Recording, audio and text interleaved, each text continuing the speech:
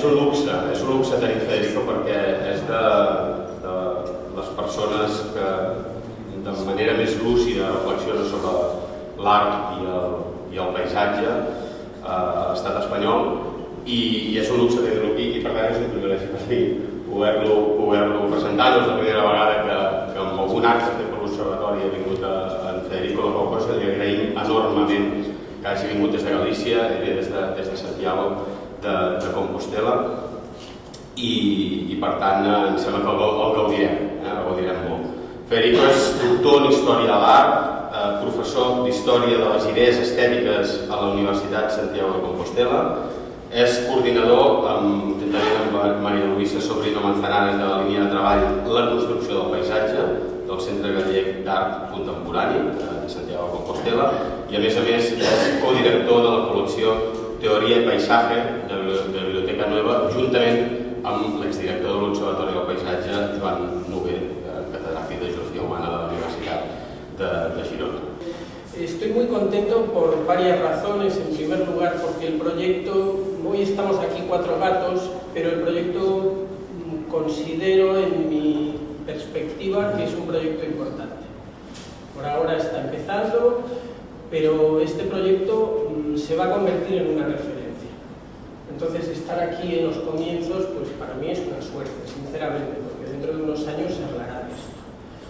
Y en segundo lugar, y ya a nivel personal, también estoy muy contento de estar aquí porque yo creo que es el primer acto en el que nuestro amigo Pere Sala ejerce de director del observatorio de facto y no impectore, ¿no? Porque hasta ahora estaba impectore y no de facto. Ahora eres director, entonces en ese sentido también estoy contento. Bien, ruinas al revés. Hay una larguísima tradición del tema del paisaje, la iconografía, que es la tradición de las 4 estaciones, que identifica una y otra vez el tema del invierno, la estación invernal, con la vejez, con las ruinas, con el yermo. Y de hecho, no cabe duda que Goethe, el viejo Goethe de 73 años, estaba hecho una maldita ruina cuando en el año 1823 estaba volviendo de su veraneo, sus vacaciones en el balneario de Marienbad, donde había vivido una historia maravillosa y al mismo tiempo absolutamente dramática. Es la historia que ha pasado a la posteridad en relación con la elegía de Marienbad, que es el último gran poema de Goethe, y los especialistas dicen que es probablemente el mejor poema de los de Goethe. La historia es tremenda por la sencilla razón de que a este señor, que era una especie de dios en vida, en lo que a la literatura se refiere, en los países germánicos en esta época, sin embargo la realidad le da un tortazo. La realidad le da un tortazo porque llevaba 3 años yendo a Marienbad, había conocido a una persona que se llamaba Ulrica, y el tercer año, después de pasarse mucho tiempo cortejándola, paseando por las noches, bailando, reviviendo la juventud con sus 73 años, por fin se decide y le plantea matrimonio. Pues a pesar de ser esa especie de semidios, y de eso va la elegía, esta chica, una niña prácticamente de 19 años, le dice que lo siente mucho, pero que no. Y de repente al gran Goethe se le viene encima la realidad absolutamente dramática, y esa realidad es que por muy grande que seas en lo tuyo, tienes X años y la juventud pasa corriendo. Es la vida diciéndole no. De repente es como aquel viejo lema que el propio Goethe había utilizado para encabezar su viaje a Italia, el Et in Arcadia Ego, ya le vuelve, pero con el sentido que le había dado Poussin, con el sentido que le había dado Guercino. ¿Sabéis? Et in Arcadia Ego, en un principio, en el viaje a Italia era algo así como: yo estuve en Italia, yo estuve en el paraíso, yo estuve en la Arcadia. Es decir, era un sentido literal. Le viene de vuelta porque En los cuadros de Poussin, In Arcadia Ego pasa a ser algo así como: yo, la muerte, también estoy en la Arcadia. Yo, la muerte, también estoy en el paraíso. Yo, la muerte, por tanto, hago que la utopía no sea posible. Estoy en todas partes. Y es así que compone aquellos maravillosos y famosos versos donde dice: mi pecho agitado se calma o se desgarra, donde vida y muerte lidian brutal duelo. Bien que hay hierbas contra el dolor del cuerpo, pero inane e indeciso está mi pensamiento. Yo que un día favorito de los dioses fuera, me he perdido a mí mismo y al universo, pues me enviaron a Pandora como prueba, rica en dones y aún más rica en riesgos. Hacia sus labios dadivosos me impelieron y al separarme de ellos me destruyeron. Y de eso va la elegía de Marienbad. Se pasa todo el camino de vuelta, 7 días en carruaje, la cosa en aquella época era más lenta, escribiendo, garabateando, silencioso. Era su forma de canalizar, ¿verdad?, todo aquel dolor que sentía, porque, repito, no solo es que el amor le dijese no, es que aquello significaba muchísimas más cosas. Como en las obras de Ian Hamilton Finlay, que todos conocemos, la Arcadia también es eso, ¿verdad? La Arcadia se convierte en un tanque, la Arcadia se convierte en un cañón que significa la muerte. Falleció 9 años después, cayó enfermo, incluso su hijo August casi le retira el saludo porque le dije: ¿pero dónde vas tú, anciano? ¿Pero qué intentas hacer a tu edad? Estás haciendo el ridículo otra vez más, porque hay una triste historia que habla más de los prejuicios que de Goethe, que venía de atrás. En fin, que recibe la vergüenza. Y sin embargo, y de eso va esta conferencia, sin embargo, tengo yo para mí que ese Goethe es probablemente el que más me interesa de todos los Goethe que hubo. Es una especie de ruina al revés, por todo lo que implica el viaje a Marienbad y finalmente la poesía, la elegía, los versos de Marienbad. La idea es que aquel viaje es más bien una anábasis y no una catábasis, es decir, insisto, se trata de una ruina al revés. Goethe, sin duda viejo, la vida es así, pero Goethe, ruina al revés. ¿Qué son las ruinas al revés? Esta es la cuestión. ¿Cuándo hay una poética de desechos y de ruinas al revés? ¿En qué sentido el deshacer a veces es otra forma de hacer? Bien, para ir respondiendo vamos a referirnos a algunos ejemplos del arte contemporáneo. Algunos de ellos estoy seguro que han servido en parte de inspiración para lo que ha sido todo este proyecto de la pletera, porque forma parte de las poéticas y de las estéticas de nuestra época, lo que está pasando aquí. Lo que está pasando aquí es más importante porque significa una institucionalización y una asunción administrativa de estas poéticas, y por eso es algo realmente importante. Pero estas poéticas son poéticas de nuestra época que nos hablan de ruinas al revés. El primer ejemplo que me gustaría poner de esas poéticas es el de Wim Wenders y sus escenarios en ruinas. Bueno, todos conocemos al director y fotógrafo Wim Wenders por sus películas como París, Texas, y muchas otras que lo han hecho internacionalmente conocido. En todo caso, hay una película del año 1974 que me parece especialmente interesante y yo creo que ha pasado un poco sin pena ni gloria. Bueno, a mí me parece una película preciosa, realmente preciosa, una película que todo fotógrafo debería ver por sus implicaciones de fondo sobre la representación, etcétera, etcétera. Se llama Alicia en las ciudades. La película, que como veis está protagonizada por Vogler, habla de un tipo periodista, fotógrafo, al que le encargan desde Alemania hacer un reportaje sobre Estados Unidos en el presente. Entonces tiene que hacer un viaje por Estados Unidos, ir recogiendo notas, ir haciendo fotos y luego soltar todo el resultado.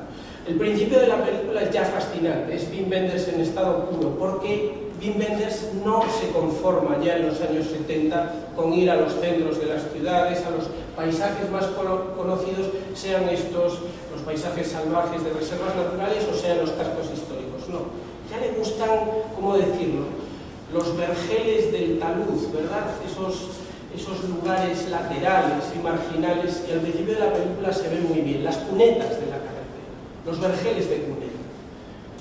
Entonces vemos cómo este fotógrafo va recorriendo todos esos espacios, finalmente vuelve a Nueva York e intenta entregar algo, pero lo cierto es que ni le pagan ni aceptan nada porque no ha sido capaz de escribir lo que le habían pedido, solo tiene unas fotos hechas con una Polaroid, que seguro que son fotos muy interesantes, pero ni él está seguro de ello. Bueno, a raíz de esto, de ese abandono, de esa pérdida, se queda vagando sin dinero por Nueva York, porque él esperaba que le pagasen eso para volver a Alemania, para volver a Europa, y encuentra una madre y su hija y se hacen amigos, ¿no? La madre se llama Lisa, la hija se llama Alice, de ahí el título de la película, y pasan cosas raras. Al final él se queda con la niña, se queda con Alice, la madre desaparece por razones que no vienen al caso, y toda la película se transforma en una road movie rara. Una road movie que es muy estética, porque ya digo, es un fotógrafo, escritor, que está como dejándose llevar por las situaciones, y una niña literalmente perdida, sola. Juntos vuelven a Europa, llegan a Ámsterdam, allí se supone que iba a dejar a la niña no quiere, se van por Holanda, se van por Alemania, no llegan a ningún lado. El paisaje de fondo siempre es este paisaje, por un lado, en Estados Unidos de cuneta, por el otro lado, en Europa, paisajes populares, aeropuertos, no lugares, Coca-Cola, hoteles de mala muerte, televisores encendidos. Todo esto es lo que vemos. También este tipo de paisajes que son los propios de esas fotografías de Wim Wenders desde hace muchos años, ¿verdad? Esas fotografías laterales de la serie América. Claro, en la película es muy interesante la relación que se establece con los medios y con la representación. Aparece mucho no solo la cámara de fotos, sino la televisión. Como la niña no tiene madre, parece que hay una tutela por parte de la televisión de la vida de la niña. Y Wenders habla mucho de ello en sus entrevistas. Sabéis que en relación sobre todo con París, Texas, pues se sabe que él tiene como referente a John Ford, tiene como referente a una serie de directores clásicos, pero una y otra vez dice sí, pero bueno, está John Ford, pero luego está Marlboro. Y está el apropiacionismo que Marlboro y las grandes empresas hacen de los paisajes de esas películas. En realidad nosotros accedemos a esos paisajes a través de ese imaginario colectivo popular de los medios de comunicación, del marketing, de la publicidad, de la televisión. En principio, si uno ve la película sin fijarse demasiado, parece que el único discurso es un discurso crítico, que lo único que nos dice una y otra vez Wim Wenders es que en realidad no se soporta la tele. El personaje en un momento dado dice: no soporto la tele, la frase es genial, todas las imágenes quieren algo. Me gusta mucho eso de quieren algo. Es verdad, todas las imágenes de la tele quieren algo, pero lo cierto es que, como el propio Wenders señala y como algunos estudiosos como Nelson Brisac, estudiosos del paisaje muy interesantes, este es un urbanista, filósofo, especialista en paisaje de Sao Paulo, que ha hecho cosas muy interesantes, discípulo de Deleuze, especialistas como Nelson Brisac, que le han dedicado libros al tema de los paisajes de Wim Wenders, dice muy bien que hay algo más de fondo. En realidad, para Wenders, esa fauna humana de las cunetas, como carece de lugar e incluso de nombre, el personaje de París, Texas, no se acuerda ni de su nombre, se instala en esos paisajes de los imaginarios para intentar crearse una identidad a partir de esos paisajes del imaginario. Y poco a poco, entre esos paisajes del imaginario popular y lo que se va encontrando en las cunetas, a pesar de ser extranjeros en su propio país, con esas ruinas y con esos desechos de las cunetas, van construyendo vergeles de las cunetas, van construyendo ruinas sagradas. Entonces, en Wim Wenders también se da esa paradoja. Tanto en París, Texas, como en Alicia en las ciudades se ve muy bien. Finalmente, poco a poco, la relación que establecen la niña y el fotógrafo, la relación de amistad, digamos que los va sacando de ese mundo donde no son nada ni van hacia ningún lugar porque no saben dónde van. Ya en el último minuto de la película, a Wim Wenders no le interesa, aparece un policía y le dice: hemos encontrado a la madre de la niña. Wim no le interesa ese encuentro, lo que interesa es cómo esos dos personajes, a pesar de estar ahí en las cunetas, en la carretera, van construyendo de forma precaria su mundo, ¿verdad? Entonces tenemos esta primera manera de darle la vuelta en las poéticas contemporáneas a las ruinas hasta convertirlas en una especie de ruina al revés. Más conocido quizás es el caso de las plantas, ¿no? Tenemos unas ruinas al revés en Goethe, como veremos después en Wim Wenders, pero también, o sea, en el mundo humano, pero también en el mundo de las plantas especialmente. Esto lo vemos con el que probablemente ha sido uno de los inspiradores de este proyecto, Gilles Clément, profesor durante muchos años en la Escuela Nacional Superior de Paisaje de Versalles. Es muy interesante la manera que tiene Gilles Clément no solo de desarrollar todas sus grandes teorías, ahora trazaré un par de pinceladas sobre ellas, porque como digo, creo que están algo presentes en todo esto de la pletea. Es muy interesante fijarse en cómo se refiere a la nostalgia y a las ruinas. Es decir, son capitulillos de sus libros, él es muy prolífico, escribió muchísimo, capitulillos menos estudiados del pensamiento de Clément. Lo cierto es que para él, ruinas y nostalgia son modos de referirse a una inversión de la escala de valores. Por eso realmente estamos hablando de un cambio de paradigma, un cambio de época. Por supuesto, lo que le hace famoso es hablar de los terrains en friche, los brassas, la forêt de Deleuze, es decir, todas esas palabras para referirse a los paisajes del abandono, que sin embargo para él son maravillosos. Frente a esos paisajes del abandono, que él llama abiertamente jardín abandonado, lo dice así, habla de la ruina como, o de la nostalgia como lo que pasa, en primer lugar, con todo lo construido por el ser humano en el sentido de cemento, por ejemplo. ¿Por qué el cemento es siempre una ruina potencial? Porque no está vivo, es algo muy sencillo. Sí que está vivo, pues porque cambia de color, poco más. Después se fragmenta, y puesto que se fragmenta, no hay allí una vida que lo saque adelante. Entonces, en primer lugar, solo hay ruina potencial en este cemento. Un jardín abandonado no es una ruina. Un jardín abandonado sale adelante, tiene sus propias especies y sus propias vidas en juego allí. En segundo lugar, también se refiere mucho a la nostalgia, invirtiendo un poco el planteamiento. Dice, la nostalgia no es lo que hago yo con los jardines abandonados. La nostalgia, en realidad, es lo que pasa cada vez que un paisajista se pone a trazar una serie de líneas geométricas para establecer un jardín siguiendo modelos versallescos. Eso es nostalgia. Lo dice así en estos versos. Entonces está produciendo esa inversión, ¿verdad? Por supuesto, los conceptos que lo han hecho famoso y que creo que están aquí muy presentes, en primer lugar, son estas ideas de jardín planetario.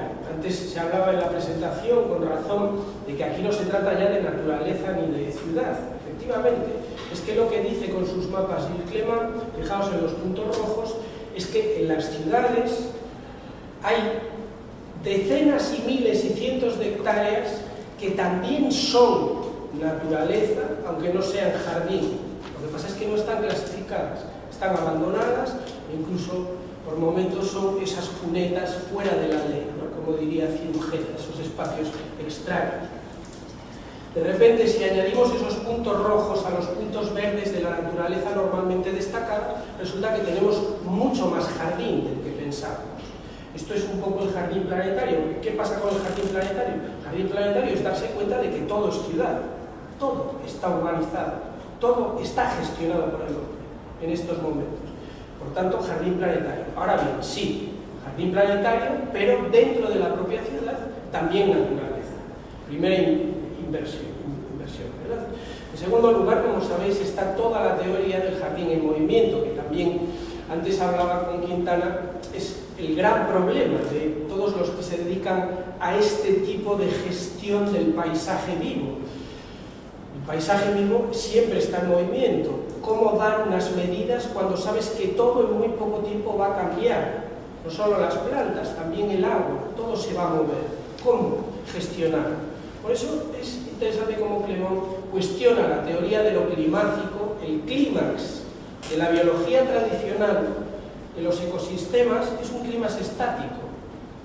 Él cuestiona es evidente, no solo hay que remitir a Darwin, al evolucionismo, pero por otro lado también cuestiona, como sabéis, a través de lo planetario, el énfasis excesivo en lo autóctono, no tanto en favor de lo alóctono o del no lugar, sino más bien en favor de un mestizaje que ya está pasando. Pero no entre nosotros solo, es que está pasando. Él pone decenas de ejemplos, sobre todo en el libro titulado El jardín planetario. Él pone decenas de ejemplos de plantas deslocalizadas que ya están más o menos integradas. No se refiere a los cultivos, no se refiere a los eucaliptales en Galicia, no, se refiere a aquellas que llegan espontáneamente, supongo que por el trasiego humano, por supuesto, y que desembarcan desde Asia, desembarcan en América Central. En tercer lugar, entre esas nociones clave de esa inversión de la noción de ruina en este paisajismo contemporáneo, estaría todo el tema del tercer paisaje. El tercer paisaje, entendido como tercer estado, es sencillamente darle la palabra precisamente a la parte del territorio que hasta ahora no tuvo voz en la Cámara. Lo saca del tercer estado a la francesa en este sentido, no tuvo voz en la Cámara ese tercer estado, porque efectivamente incluso a nivel de reglas, a nivel de leyes, todos esos terrain en frise, todos esos terrain vague, todos esos forêt de délaissés no figuraban en nuestro, incluso o sea, no es que no figurasen en términos legales, es que realmente se trata de que no figuran en nuestro imaginario. Es ahora, desde Wim Wenders, etcétera, que empieza a incorporarse todo eso. O sea, se trataba más bien de un proceso colectivo de forclusión, como dirían los lacanianos. Es como un no mirar, ¿no? Esto es un lugar de paso. Yo me pongo las orejeras de mulo y tiro para adelante. Y de repente nos fijamos en todo esto. Hay un tercer estado. Es interesante.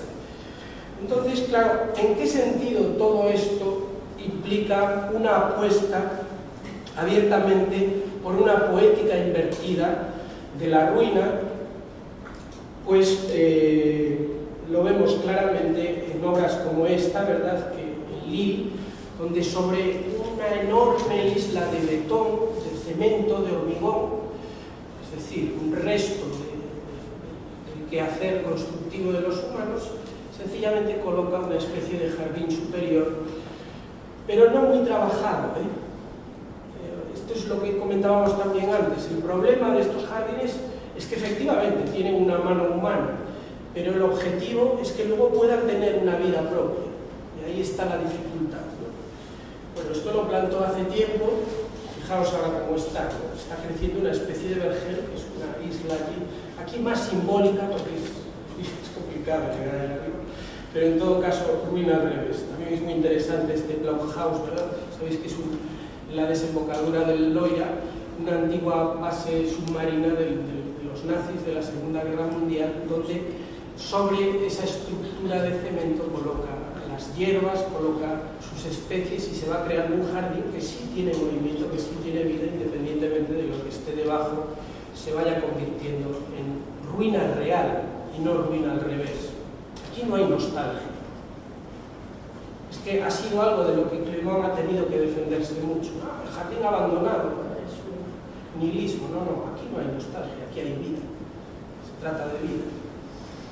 En tercer lugar, el tercer ejemplo que me gustaría poner sobre estas poéticas invertidas, poéticas de lo que se deshace, de las ruinas al revés, se refiere al reino animal, Hemos hablado de los humanos con Wim Wenders que sobreviven en las cunetas, hemos hablado de las plantas que salen adelante en esos jardines en movimiento, que sí, tienen unas pinceladas humanas, pero luego desarrollan su vida propia. Y el tercer ejemplo quizás sea el menos conocido fuera del ámbito del arte contemporáneo. A mí hay un tipo que me gusta muchísimo, que se llama Pierre Huyghe. Es un artista actual, muy vinculado en los años 90 con las estéticas relacionales, porque era muy amigo de todo el grupo del Ballet de Tokio, Pierre Huyghe, que en la documenta de Kassel del año 2013, el montaje fue a lo largo del 2012, presentó el proyecto titulado, como veis ahí, Antil. Pierre Huyghe es francés. Si coges el diccionario francés-inglés y buscas la traducción de la palabra francesa friche al inglés, lo que encuentras es anti. Es el terreno no labrado, el terreno inculto, el terreno asilvestrado. Esto es una forma relativamente avanzada ya de esta obra de Pierre Huyghe en la documenta de Kassel. Es una obra muy compleja, es un tipo de arte que se tiende a llamar arte de procesos en curso, o sea que realmente es un poco de lo que estamos hablando, algo que se mueve, que tiene como punto de partida dentro de Kassel, todas las obras de la documenta están allí en Kassel, en una especie de solar abandonado muy cerca de Kalsau, muy cerca de un gran parque, pero que no forma parte del parque, es realmente una zona en Friche, una zona abandonada, empieza a intervenir. Lo primero que hace es colocar allí en el interior grandes montañas de compost, de detritus que se suelen usar para abono, pero también, aparte de eso, deja restos de construcción.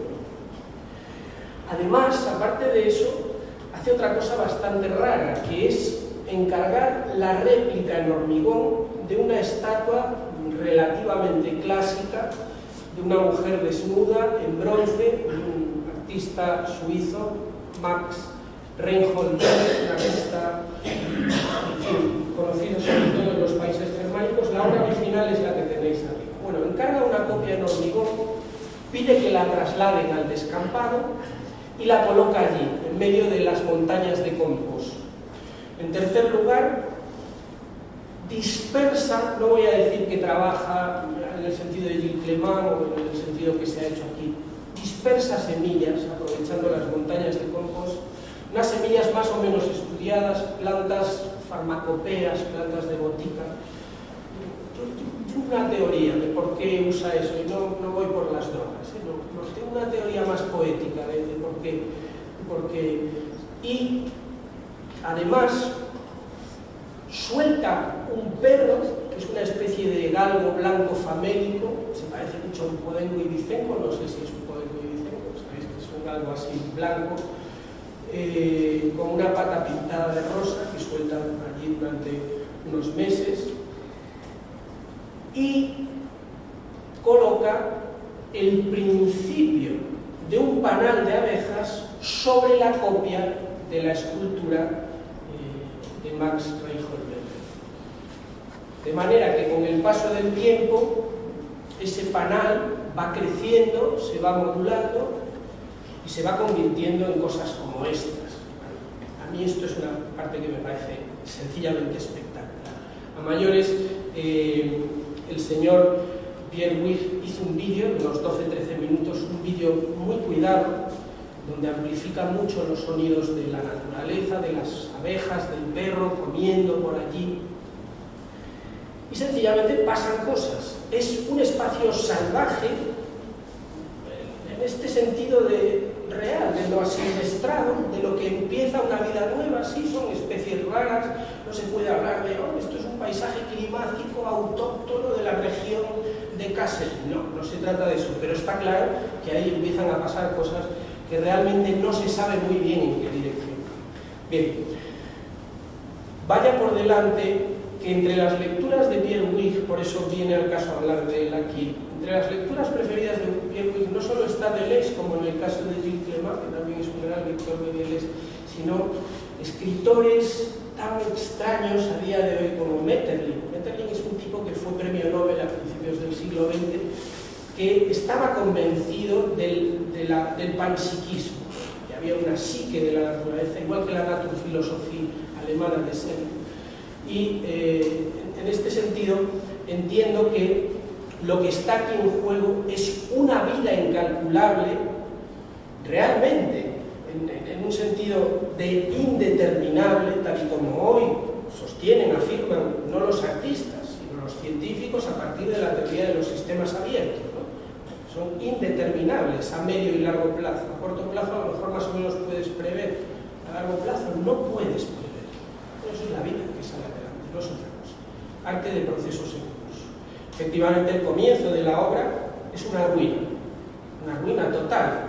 Incluso es un desastre, es un caos. No le interesa la belleza. La única interpretación que hace Vila Matas habló sobre esta obra, es pues eso, que habla de desechos y hace una especie de lectura de que el ser humano está destrozando la tierra. Bueno, algo puede haber, pero no va por ahí la cosa. La cosa va por parte de procesos en curso, es decir, a ver por dónde acaba saliendo todo esto. Y como digo, la evolución es realmente espectacular en lo referido al panal de abejas, etc. Entonces, el reino animal, ¿verdad?, también representado en estos devenires, en las cunetas, en estos vergeles de cuneta, de los que habla tanto Wim Wenders como Gilles Clement, como en este caso el señor Pierre Puig. Bien. Dicho esto, cabe en todo caso establecer un pequeño debate, ¿verdad?, en torno a todo el tema de los desechos, del deshacer. Lo que quiero que se entienda es que esta cuestión del deshacer no solo está de rabiosa actualidad en el ámbito del arte contemporáneo, sino que también está muy de actualidad en el ámbito del pensamiento. Y en ese ámbito del pensamiento lo que veo es que en realidad hay dos corrientes que en muchos aspectos se acercan, pero en otros aspectos se colocan en lugares diametralmente opuestos. Entonces me gustaría hablar de esas dos corrientes que nos han llevado a la valoración del descampado, que nos han llevado a la valoración del baldío, del yermo, para ver hasta qué punto tienen cosas más o menos interesantes, ¿no? Y hasta qué punto podemos retomar ahí al bueno de Goethe como modelo. Bien, para empezar todo este recorrido, este segundo recorrido un poco más filosófico, me gustaría partir de dos etimologías y dos palabras, porque creo que si vamos recorriendo la historia de esas dos palabras, descubrimos rápidamente dos formas distintas de pensar esos páramos. Una de las palabras que conviene estudiar incluso etimológicamente es el yermo, la palabra yermo. La palabra yermo procede del eremus en latín, del locus eremus del latín. Y es una de las palabras que solemos utilizar para hablar de todas estas cosas, ¿verdad? En segundo lugar, vamos a ver, me gustaría hablar de la etimología de la palabra frise en francés, porque esa palabra no tiene una buena traducción al castellano. Se suele traducir como baldío, como yermo, pero lo cierto es que si vamos rastreando la etimología, acabamos entendiendo por qué a Gilles Clement le interesa tanto el frise. Porque la propia etimología del frise habla de una cosa completamente distinta al tema del que habla el yermo. Vamos entonces por partes. Por un lado, tenemos en la actualidad del yermo, no solo estética, sino también filosófica, toda esta tradición que nos remonta al yermo y que a día de hoy vuelve a ser recuperada. ¿Qué yermo es ese? Ese yermo procede, como decía, de eremus, que a su vez procede en griego de eremos, está aquí escrito. Es una tradición que se ha mantenido muy viva, fundamentalmente gracias a todo el cristianismo, que ha hablado una y otra vez del eremitismo, de los ermitaños. Aquí tenéis en pantalla, por ejemplo, a San Pablo Ermitaño, que es el primero de los ermitaños, siguiendo el modelo de Cristo, que se va 40 días al desierto. Esto es el siglo III o IV, cuando ocurre esto. Por otro lado, dentro de esa tradición del eremus, en todo caso es muy interesante fijarse en la etimología, porque el uso del eremus en griego, también nos informa de que efectivamente ahí no hay duda acerca del sentido.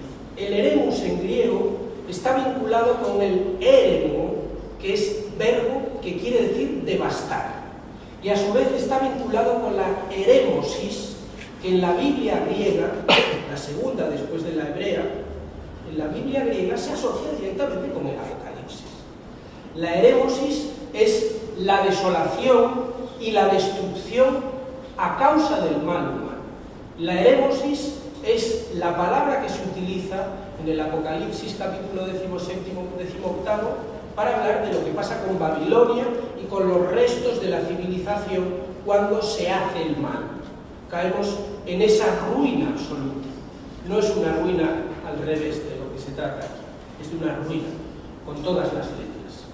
Claro, el caso es que actualmente, cuando en la filosofía se retoma todo el tema del locus eremus, también con connotaciones estéticas, de esas dos versiones que estoy comentando, la versión eremita, la versión de la soledad, del retiro al desierto, y la versión de la destrucción, de la abolición, de la desolación, en realidad se insiste mucho más en el eremita, la soledad y el desierto.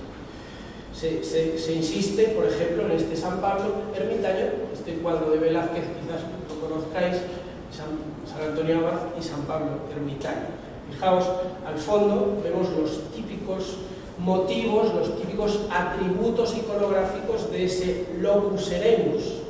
Ese locus eremus no solo tiene la cueva, no solo tiene las ruinas al fondo, que es donde vive el eremita, siempre vive en unas ruinas. También tiene, esto es interesante, vergeles de cuneta, esta tradición iconográfica. En esta tradición, como ha dicho el amigo Fernando de la Flor, sin duda se produce, y solo hay que ver los ojos de todos estos eremitas, un tránsito desde la anacoresis a la narcosis, ¿verdad? Efectivamente hay mucho de todo esto. Ahora bien, lo que nos interesa, más allá de la narcosis eremítica, es por qué a día de hoy filosofías como la de Agamben están otra vez volviendo a estas altísimas pobrezas, porque es aquí donde yo veo que hay una posible conversación, un posible diálogo entre formas de enfrentarse al baldío, ¿verdad? Formas de enfrentarse a esos hierros y a esos frisch. En la altísima pobreza, es el penúltimo libro de Mosacher de Agamben, lo que nos encontramos básicamente es una especie de homenaje al franciscanismo. Se habla de otras órdenes, pero digamos que la cuestión está de rabiosa actualidad. Es comprensible que el señor Agamben vuelva al franciscanismo. Claro, el franciscanismo en primer lugar lo que tiene es un fundador, San Francisco, que no solo se dedica a rehabilitar ruinas, 1209 en su juventud, sino que también es uno de los fundadores del eremitismo medieval, porque ya en la vejez se va a un monte 160 kilómetros al norte de donde tiene su fundación y se retira allí en una cabaña a vivir en medio de un páramo montañoso, el monte La Verna.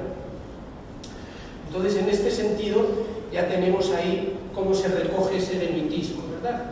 Ahora bien, lo que le interesa a Agamben de esa máxima pobreza de los franciscanos es el modo que tienen de negociar con el territorio, precisamente el modo que tienen de preferir esas tierras yermas, ¿no? Es perfectamente comparable a Tarkovsky. Todos hemos visto el Stalker de Tarkovsky.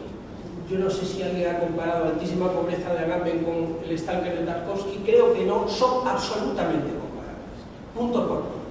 Las referencias cristológicas, ahora hablaré de ellas, pero también el franciscanismo, el usus pauper que pide y exige Agamben para la explotación de la tierra,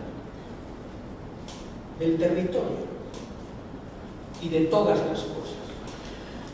La parte más interesante de Agamben, lo sabéis, es aquella que se refiere al estudio de la historia del derecho. Hay un derecho civil y hay un derecho canónico. Pues bien, los que van redactando el primer derecho canónico, el primer derecho religioso franciscano, empiezan a oponerse al derecho civil. Y una de las primeras cuestiones que plantean es la de la propiedad. No nos interesa la propiedad. Entonces le responde el derecho civil: bueno, pero tiene usted el usufructo. Y los franciscanos dicen: no nos entienden. Tampoco nos interesa el usufructo. El usufructo ya es un derecho. El uso de determinada tierra durante una vida. Nadie te puede echar durante esa vida. No, a nosotros nos interesa una tercera opción. Esa tercera opción lo llaman el usus pauper.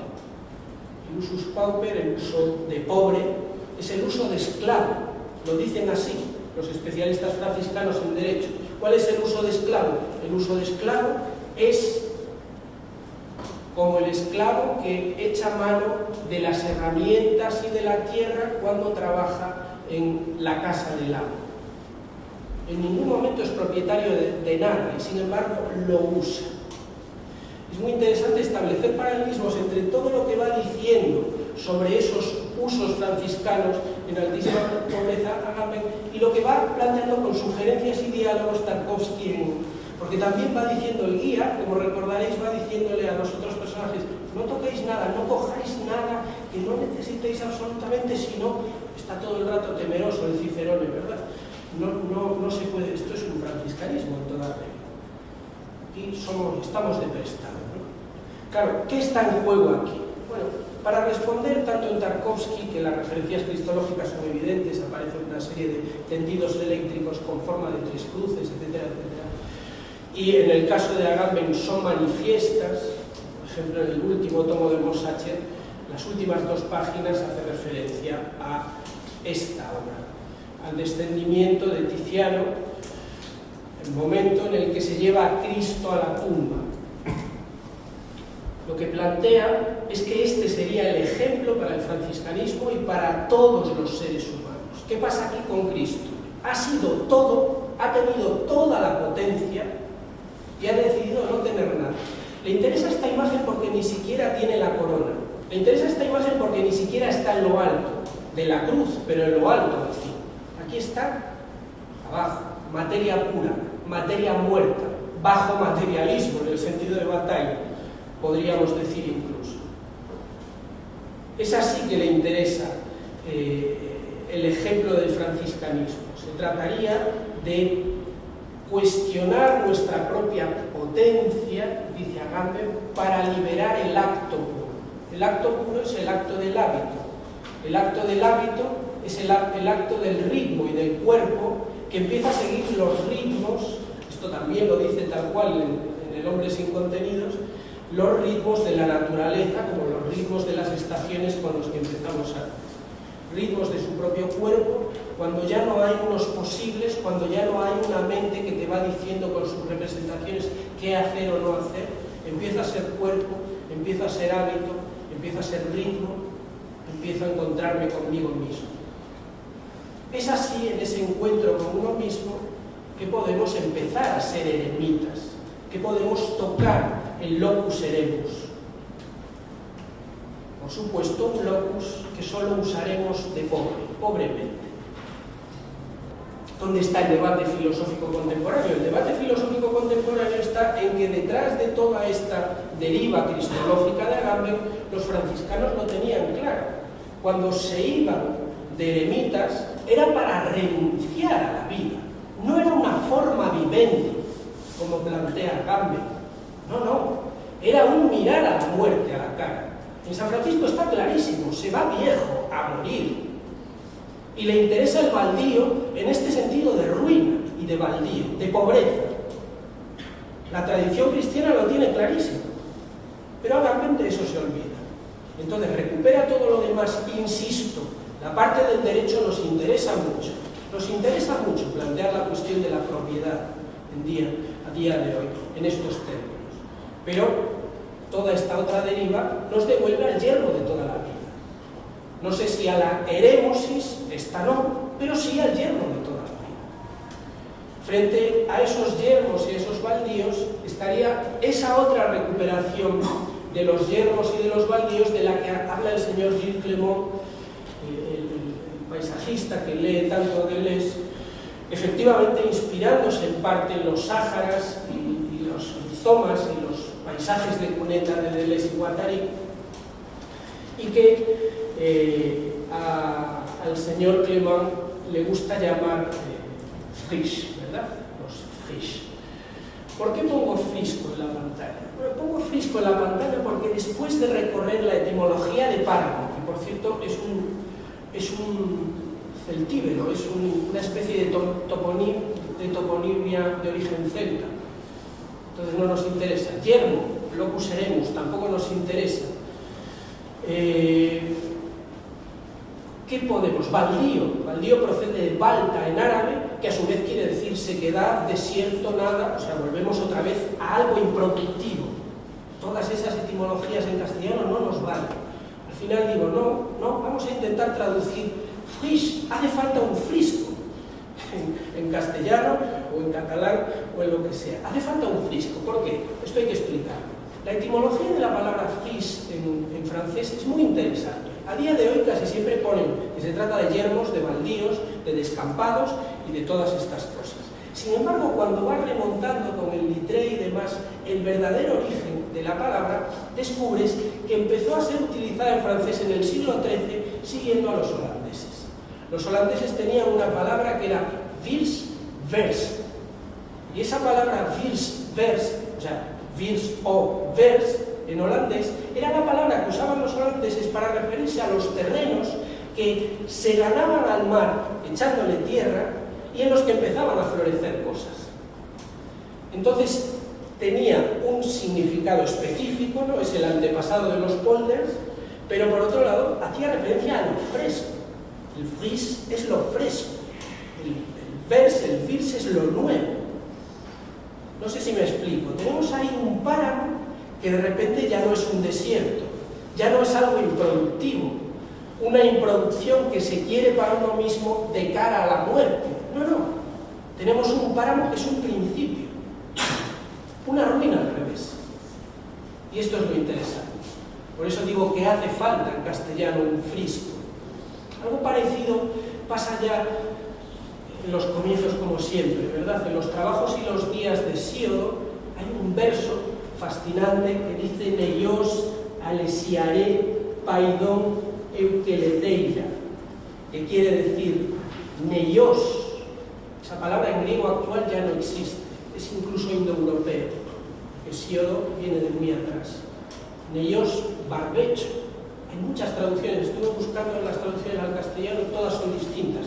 Es un verso endiablado, muy difícil de traducir. Y la traducen algo así como barbecho o baldío, alejador de males, aquietador de niños. Qué verso más bonito, ¿verdad? Barbecho, alejador de males, aquietador de niños. Me encanta para empezar por cómo dicen los indoeuropeos barbecho. Barbecho es neios, es un principio también.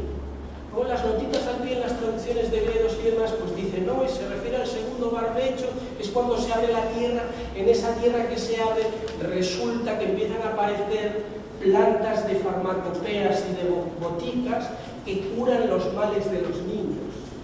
Yo creía que se refería a algo más tonto del tipo, en el lugar del baldío es donde juegan los niños, porque en los otros lugares urbanizados o plantados no pueden jugar, no se les deja jugar. ¿Dónde juegan los niños? Robert Balser lo dice en El paseo, ¿verdad? El niño juega en la carretera porque no le queda otra.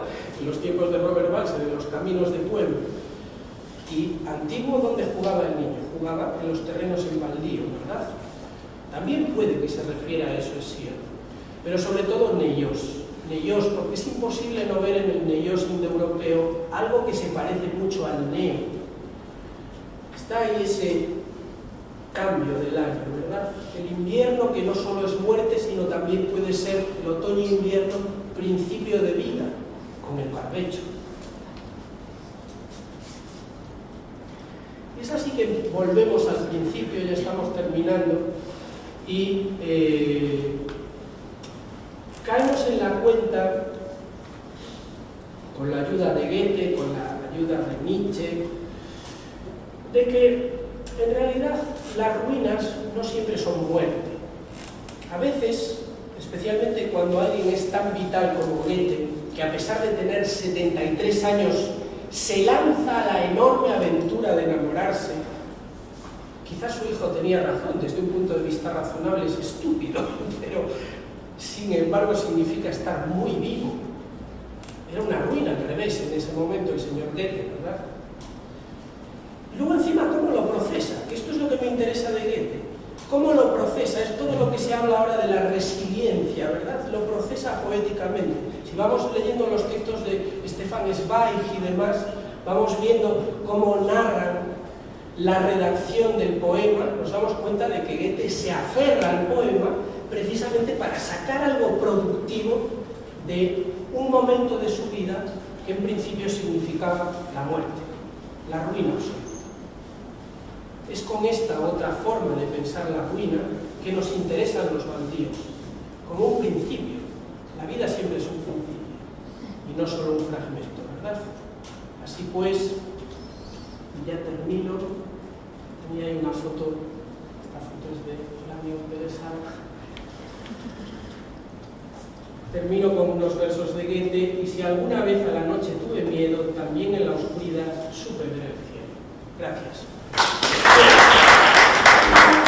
Comprendran per què m'ha costat dir-li que només li quedaven 15 minuts, perquè és difícil dir-li que li queda poc temps en Federico, perquè sempre t'agrada escoltar més i més i sempre se't fa curt, perquè és una explosió d'idees, de suggerències, de referències, etc. De Goethe a Goethe, passant per Wenders, Clement, a través de la cultura, l'art, la pintura, sobretot parlant d'aquests espais zero, descampats com espais no de mort sinó de vida, de principi, amb aquest lligam que has fet amb aquest suggerent concepte de la ruïna al revés.